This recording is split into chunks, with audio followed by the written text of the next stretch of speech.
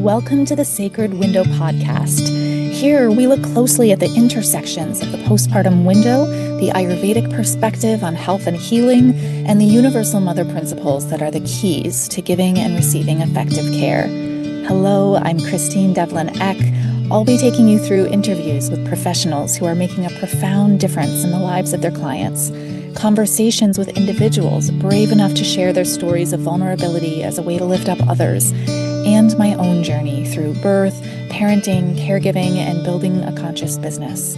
We are here to honor the sacred windows, the profound transitions in life that give it all meaning. Welcome to the conversation. And I will never be the same again.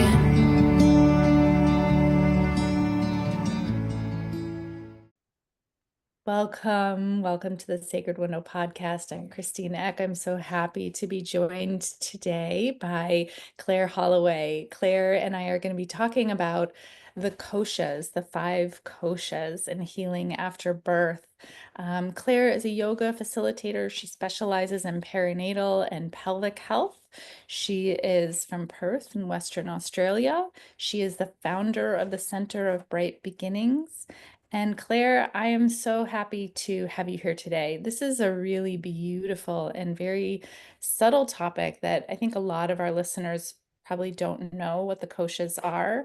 But as I was explaining to you as we got started, this area of my Ayurvedic studies was so profound, and it was like I felt like I just hit like the tip of the iceberg of my own exploration of like the layers of my own consciousness and being, and how there's so much opportunity for us to find peace in ourselves and really become authentically ourselves and connected in this nature and this beautiful world that we live in, that learning about the koshas can really help us and guide us in that exploration and to create a link with that transition into parenthood is even more profound. So thank you for the work that you are doing here.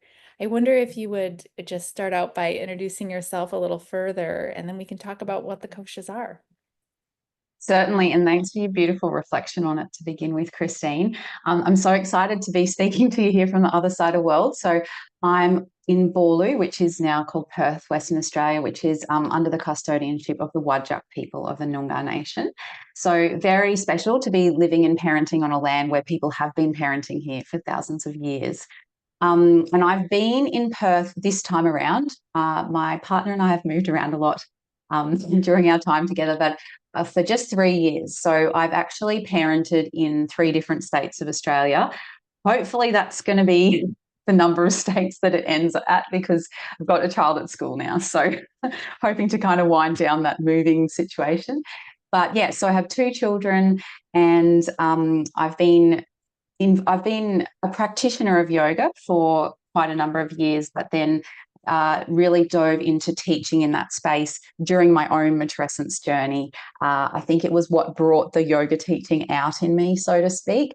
And definitely my experience, although similar, I think, to a lot of people who find yoga in the Western world, did start with a physical exercise injury and trying to explore how I could rehab it and finding yoga that way. But really, through my matrescence journey, starting to really dive into the philosophy and understand really that that's where all the juice and the wisdom is, and how much the postural component of yoga that we call asana is such a smaller subsection of what yoga really is. So I guess that's kind of fueled a lot of the work I do now, trying to share with people in this pregnancy, postpartum, perinatal and parenting space, how much more there is for them there in yoga, and how that can be, although I guess, yes, philosophy and, Sanskrit and everything like that can seem a little bit more esoteric and difficult to access. When we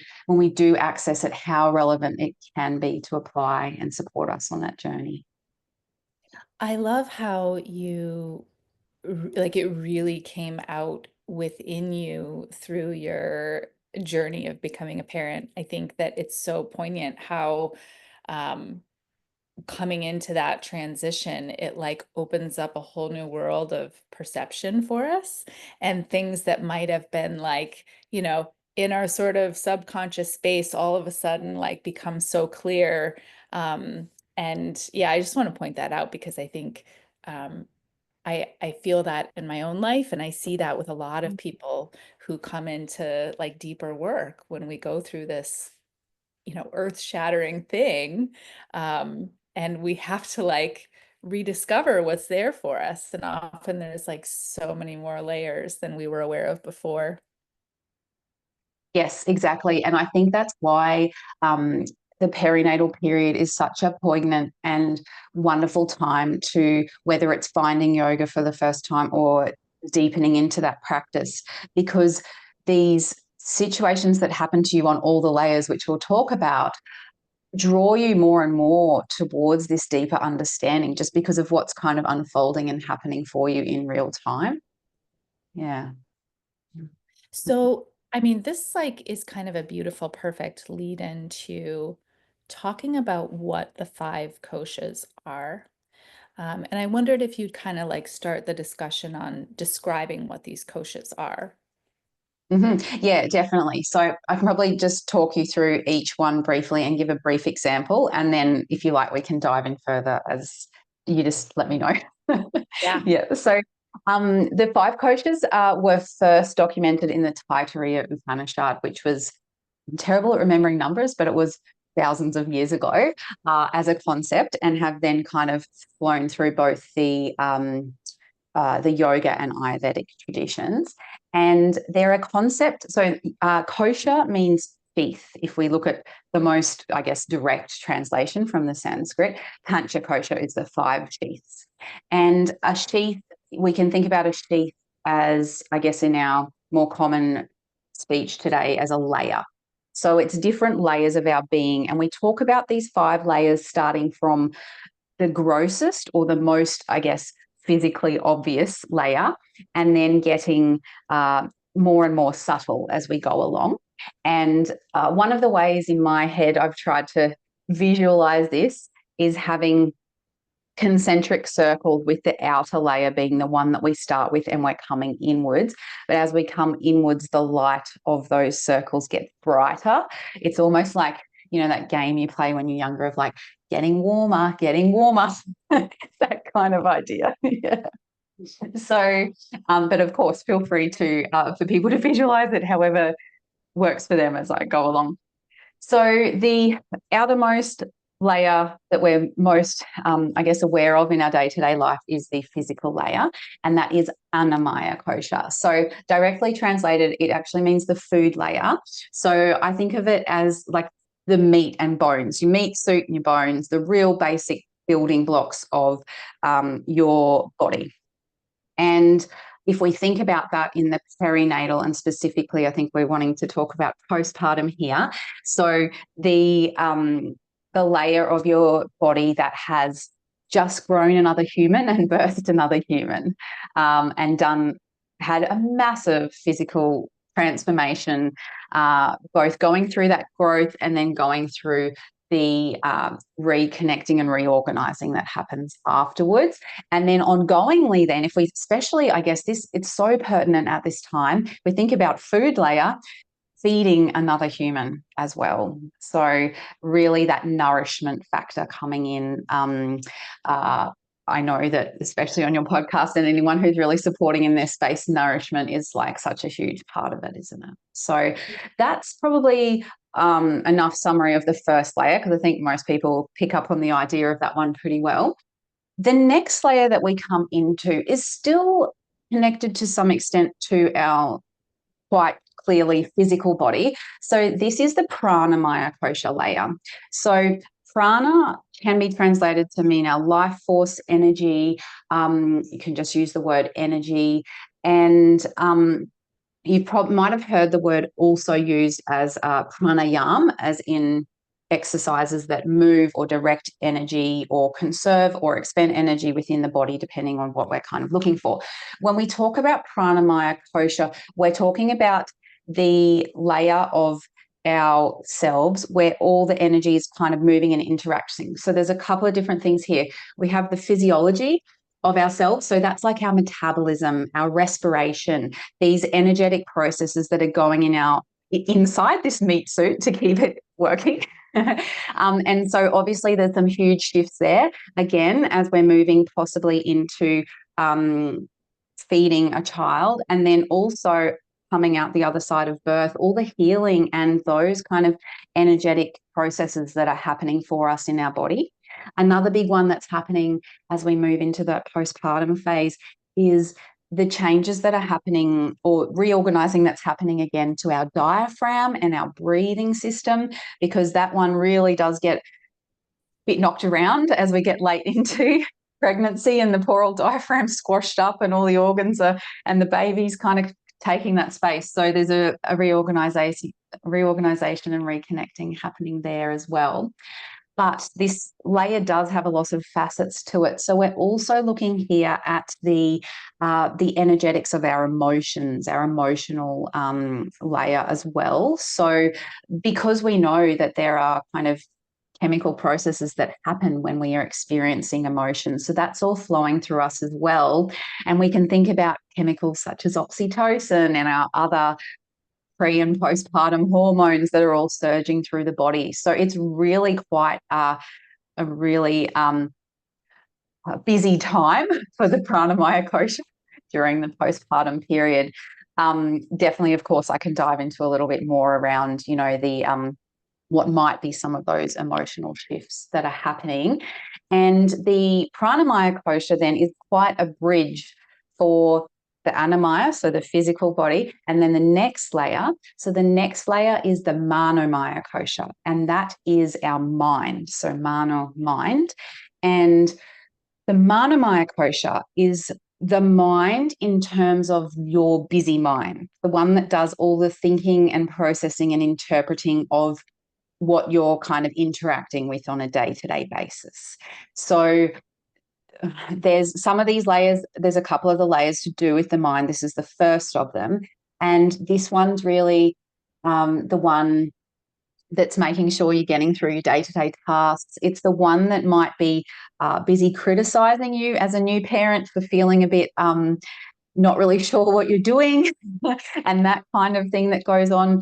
And there's so much learning happening at this point. There's so much newness at this point.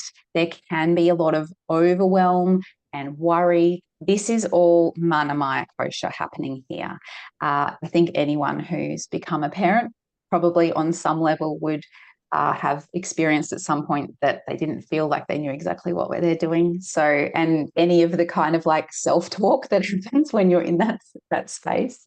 So that's all Manomaya Kosha. So if we're thinking about ways to support that, there's many different ways in yoga, but definitely starting to look into some of the meditative practices, but also simple things such as mudras or gestures with the body where we can direct our energy a bit more and then have an opportunity to focus the mind a little bit more. So that's Manomaya. As I mentioned, we have another layer now which is still associated with the brain per se in some respects, but almost transcending the brain in some other ways. So the next layer, which is the one that I feel is far less recognized by mainstream postpartum support and general health support, is our Vijnanamaya Kosha. And Vijnanamaya Kosha, there's a couple of different words to use here. I don't feel that there's a really concise, direct one-word translation, and I'll use three of the most common one that I've read and heard. So one of the ways would be that this is the intellect. So if we have the thinking mind and then we have the intellect or intelligent mind, this is that deeper intelligence, the one where you're, for example, when you're a new parent, there's a lot of decisions to make around how you're supporting your child and what choices you're making in how you're parenting. So if we think about one, it's just the first one that comes to mind. I feel like it's one that is in every parent's mind at the start, which is about sleep. and how you're managing sleep. Are you going to co-sleep? Is baby going to be near you, or are they in a cot? Are you going to carry them around during the day, or, are you going to time your sleeps? All that kind of stuff. There's the obviously Manomaya Kosha bit, the busy mind thinking about all these. But then we have the Vijnanamaya Kosha part of this, which is going, okay, I'm actually going to sit with this and see what feels right for me, my baby, our family. I'm going to spend some time actually doing some research to understand a little bit more about the details of these different ones, and then use that information to really hone in on what feels right. And you might notice that in that, I use both an element of logic and structured approach, which is part of the yoga practice. It's a big part of yoga, is a logical process coming to a conclusion. But also then there's that element of what feels right. So accessing this deeper, and this is another word used for Vijnanamaya Kosha, which is intuition or intuitive part of ourselves. And depending on, how you like to interact with words such as intuition, you could look at it as some of it being that real primal instincts that start to come out when we come into parenting, in terms of there's some parts of science that are starting to be able to give us reasons for this, but there's also the unknown parts that aren't really fully described yet. But this innate knowing that the birthing person knows about their child, when you go to the doctor and you're like, I just know something doesn't feel right, even if you don't have the exact word to describe it. So this is Vijnanamaya Kosha, and I feel there's so much more that could be done in the postpartum space for us to support and empower people to step more fully into accessing Vijnanamaya Kosha. There's so much of the way our society is structured and functions that tries to shut it down. But really, there's so much wealth that is hidden there and available to us there, and really is part of this matrescence journey, stepping into this changed person that we have become, and all the wealth of experience that goes with that.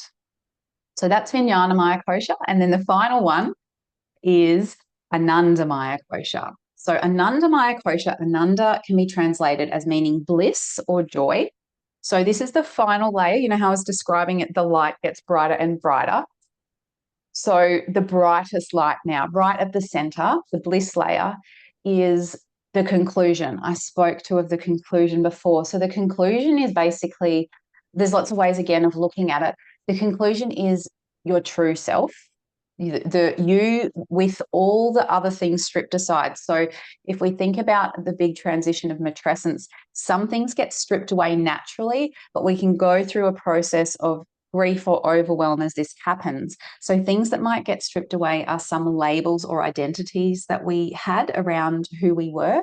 One big one that I see happening for a lot of people is their identity in terms of their work roles, so their career roles. And for some people, having this realization that they don't want to go back to that same job again, or that label doesn't sit the same for them anymore, or as they go to transition back into that they're judged differently, or they're treated differently to how they were before, things like that. So this is the layers that and it can be quite a painful process, and there can be some grief, and often that is suppressed. But when we allow all this to strip away, what's actually below that is Anandamaya Kosha. When we realize that all these roles, identities, labels are literally just that, and they're not actually who we are. And the amazing thing about the transition into postpartum is that for many people, and I really want to acknowledge, unfortunately, it doesn't happen for all, because we have people who experience birth trauma and difficult birth situations. But for those, even if they do have a difficult birth, but they have an experience of that moment of meeting their child out the other side, there is this moment that I think is a great way to describe Anandamaya Kosha, that moment where you first hold your baby and you look at them and nothing else matters anymore, and they are just so perfect and it's like time stops for a moment and the joy is just bursting out of you. That is Anandamaya Kosha. So it's got a big overlap with the state of samadhi, which is the final limb of yoga. If anyone's interested in, there's a lot of crossovers with the limbs and the koshas, but yeah, it's that deepest experience, and it's when there's all expectations have been met, even if it only happened for a moment. How are you sharing your gifts and passion for caregiving with others? In a world where education and awareness around the postpartum window is lacking or missing from our modern systems, we have a profound opportunity to shift that paradigm. You may be a few simple offerings away from making a truly impactful difference in the lives of mothers and families in your community. We are here to support your journey in the ways that work best for you. Schedule a conscious care strategy session to meet one-on-one with me, and let's identify the right next step for you to begin a path of conscious care for new families that fits your life and your needs. Visit www.sacredwindowstudies.com/strategy-session to schedule a time that works best for you. That's www.sacredwindowstudies.com/strategy-session. Well, first of all, Claire, I just want to thank you so much because the timeliness of this conversation for me is just so beautiful because I think I needed Oh, to just listen to you say all of that. But what I find so powerful is how all of these layers are in existence at one time within us, and mm, we, may be perceiving more or less of any one of them at any given time, but the knowingness that I am that state of Anandamaya Kosha, even if I am wrapped up in Manomaya Kosha and I've got too many things going on and my heart rate is too high, and whatever, I can take that moment and know that I am still that sheath, I am still that layer. And that in itself is such a profound reassurance. And I think what's also so beautiful is how we can create that bridge, like you said, it's almost like there's like bridges to embodying or like residing within one of them more so. And so, for example, we teach a lot in, postpartum care providers, like we can teach pranayama that is safe for new parents to be able to create a sense of stability, of settledness in those more balanced, at peace layers of themselves when we're feeling under stress, when we're feeling depleted. And so using tools to kind of move through the embodiment of each of those koshas, residing more fully in them. So I just yeah, there's so much there. And I know that, as someone who studies and teaches and practices yoga, we have a lot of tools in our toolkit, because this is the purpose. This is why that practice exists, is to create that full experience of our true selves. yeah, 100%. And thank you. I think you pulled out a really important point there that I hadn't quite succinctly summarized, which is exactly right. And that is that all the layers exist at once. I feel like the way I described it, I kind of took you on a journey, but it is very important to remember they're all there. And as we're well, at any point of our life, really, we're jumping in and out of the different ones, or we're more in one and more in the other. And that's not necessarily a bad thing. Sometimes we really need to be in the physical body for whatever reason.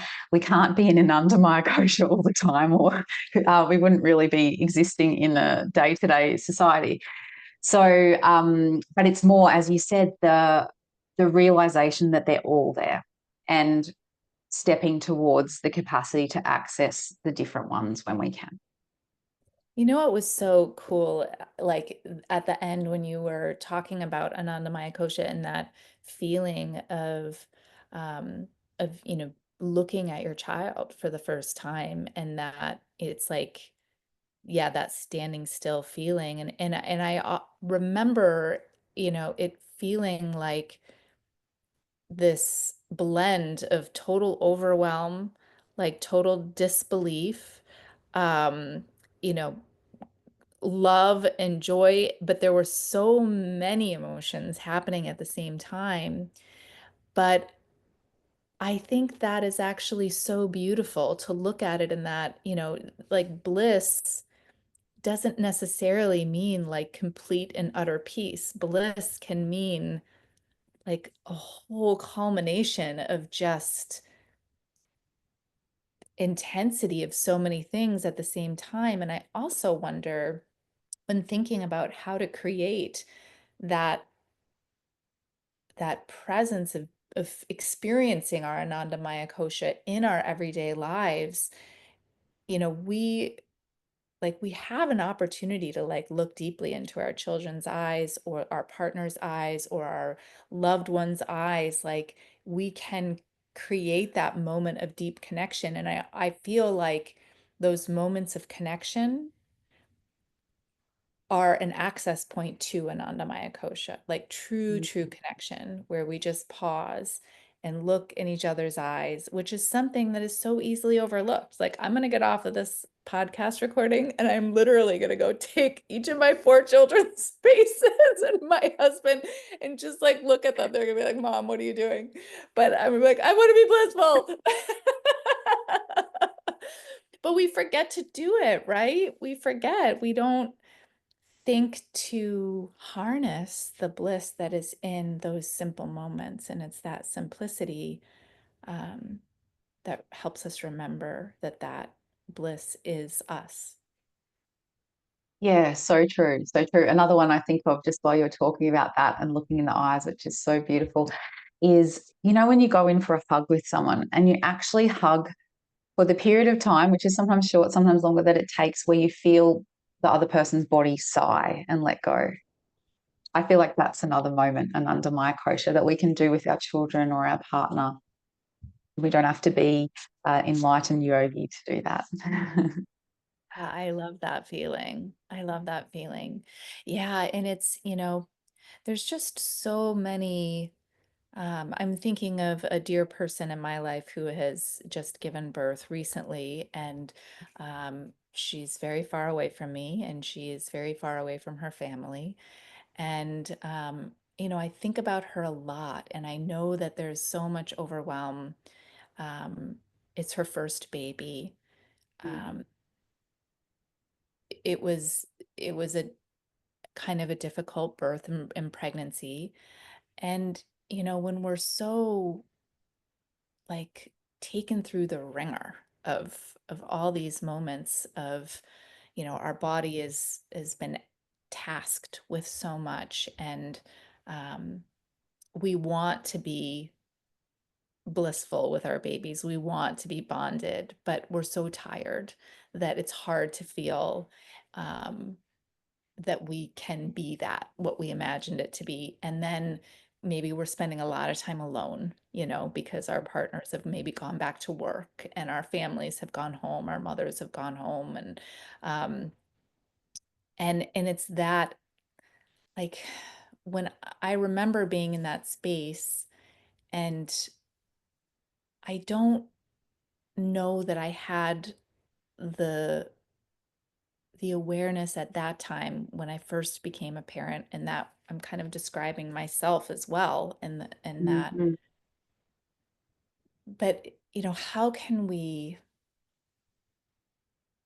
I guess, how would you guide your students in really being able to take a step towards working with these koshas and helping to create a pathway towards experiencing them when we're feeling isolated in that depleted newness that is maybe more about overwhelm than bliss? Yeah, certainly. It's a really important question. And I definitely also resonate with that experience. My first child, I was living remotely on a remote island in the Northern Territory, a town of 1,000 people, and no family around. So I definitely feel that too. It can be a very challenging time. What I would say, well, the first thing I would start with is that knowing about the layers and describing them, we have to be careful not to then guilt people that they're not feeling like, oh, I must be a bad parent because don't feel that I've experienced an Anandamaya Kosha. Do you know what I mean? So reminding people that early postpartum, or even postpartum in general, is by its nature a very physical time. That is huge.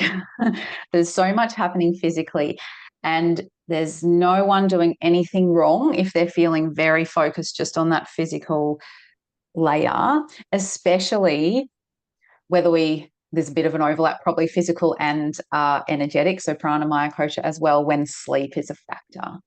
And I can definitely speak to at that stage, and also even, I don't know, you have phases with your kids, don't you, where they're sleeping or not sleeping. In my own yoga practice, when sleep is not working, that becomes my priority. Meditation goes out the window. Worrying too much about specific pranayama techniques or asana, so postural techniques. No. Where can I get some sleep?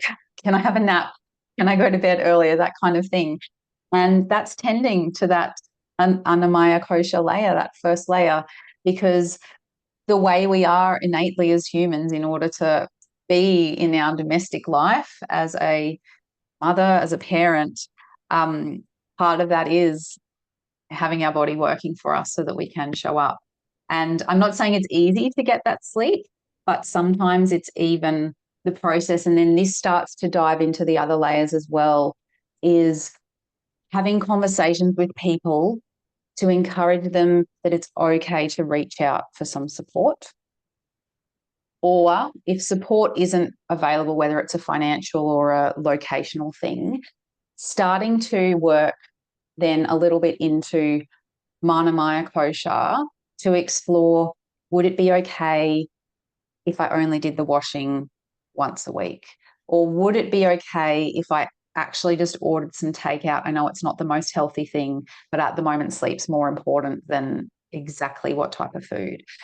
You know, those kind of questions where we can get really caught up in the part of Manomaya Kosha that's heavily influenced by what the world is telling us, by the pressure and expectations that are externally being placed upon us, but often that we are then retelling to ourselves. And it would be something that we would never criticize or tell another person who's just had a baby, but we're telling it to ourselves. So that's often where I'll take people, is that it's okay to reach out for support, and exploring what that might feel like for them emotionally, what that might look like for them physically, and then looking at, are there ways that we can work with a bit of reframing of our narratives that we're telling ourselves. And in that reframing, do you mind if I share a really short practice? Please. Yeah, please. Yeah. So something I often come back to is a very, very simple, short mantra, which is so hum. It's very commonly used in the yoga practice. And again, relatively direct translation being I am that, which can sound very esoteric and confusing. But I am that can mean I am a perfect part of the whole, whatever the whole means for that person, whether it's I'm a perfect part of my family, I'm a perfect part of my community, I'm a perfect part of the universe, whatever kind of resonates. And in being a perfect part, even in our experience of feeling so imperfect and so inadequate, what that means is that we are enough just as we are.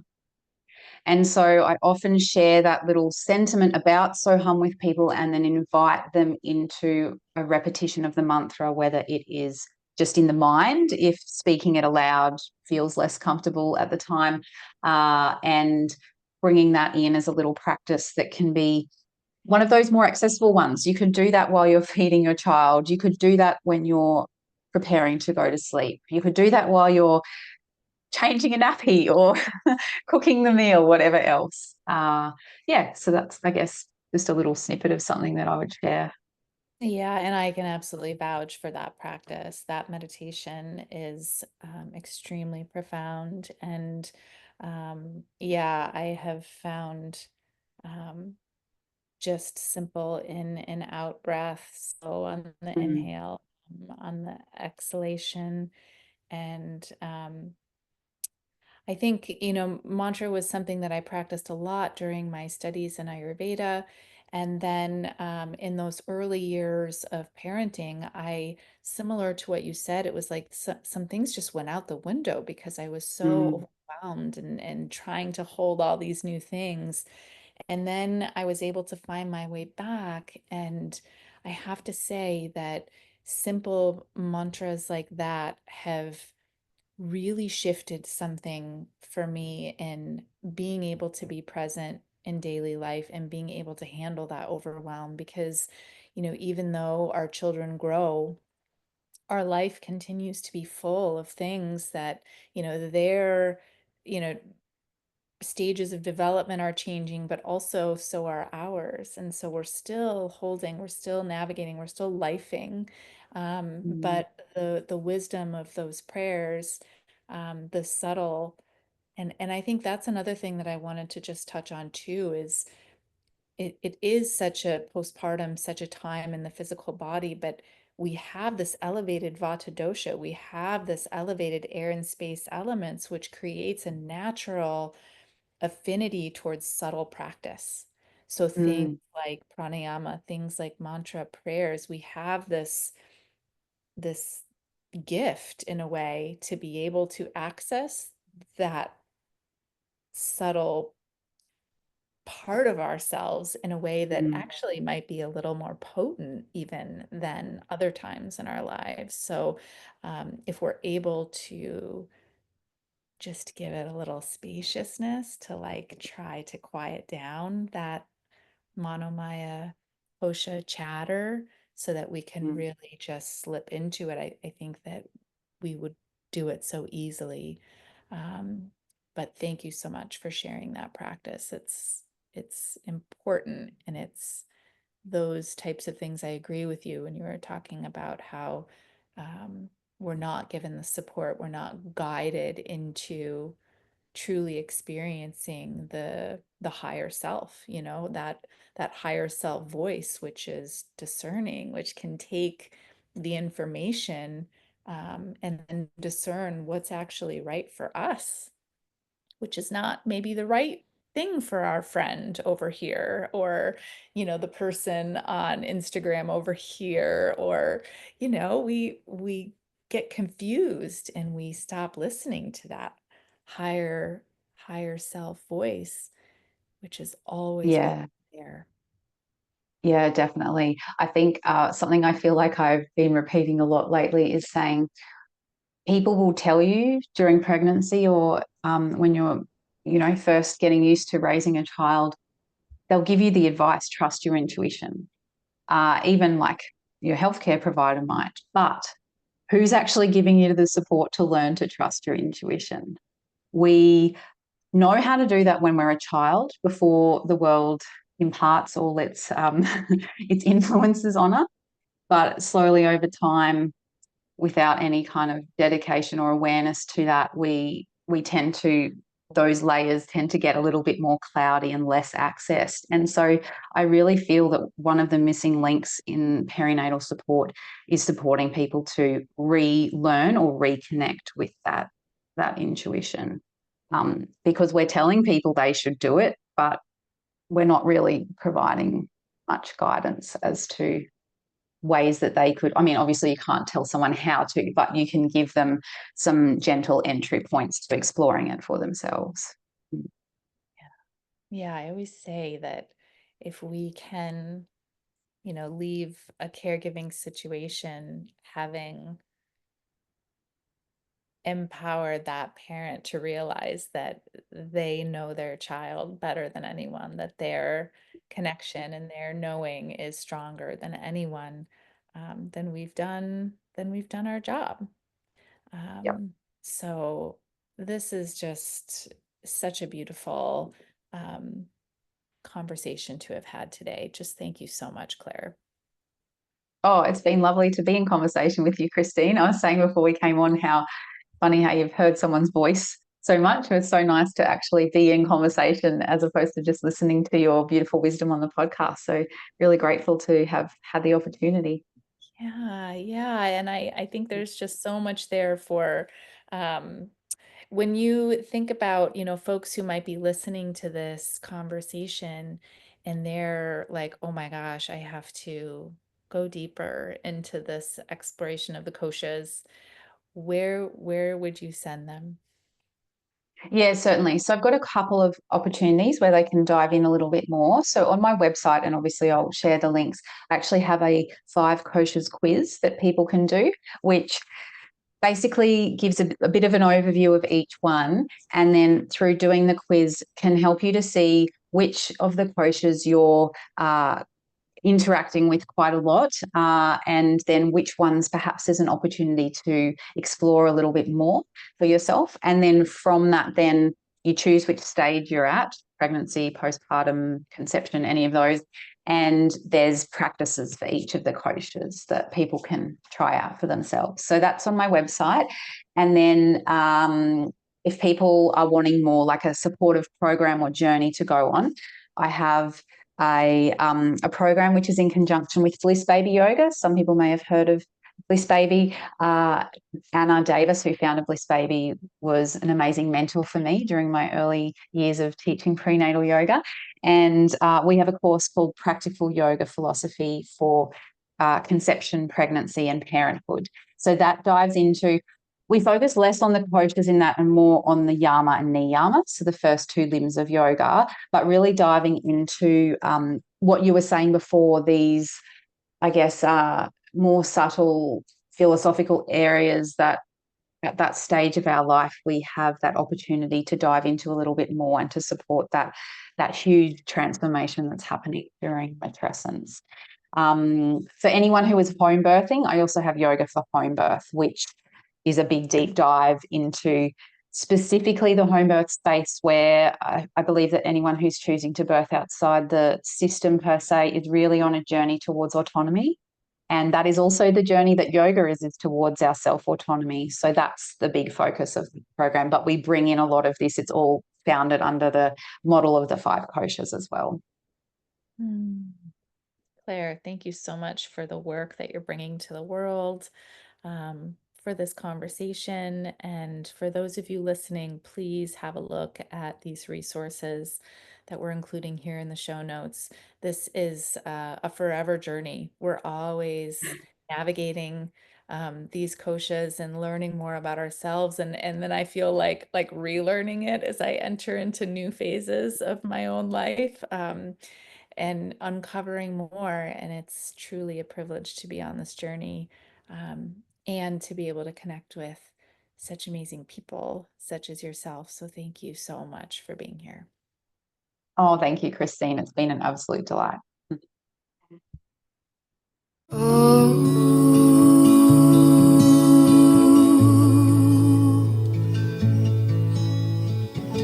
Shanti,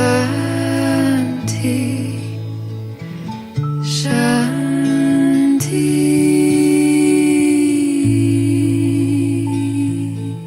The Center for Sacred Window Studies has been training postpartum care providers, professionals who work with new families, and individuals passionate about postpartum care since 2018. We regularly host live free events alongside our online and in-person training and certification programs. Hop on our newsletter list to get direct access to all of our events and community support gatherings. Our mission is not only in training conscious postpartum care providers, but in fostering a robust, informed, and thriving community of postpartum professionals. Once you step inside, you're family forever. Visit www.sacredwindowstudies.com to add your email to our newsletter list. You can support our work by subscribing to the Sacred Window podcast and sharing with someone you know who would love it. Thanks for being here and participating in the culture-wide shift that recognizes the need for and the importance of conscious postpartum care.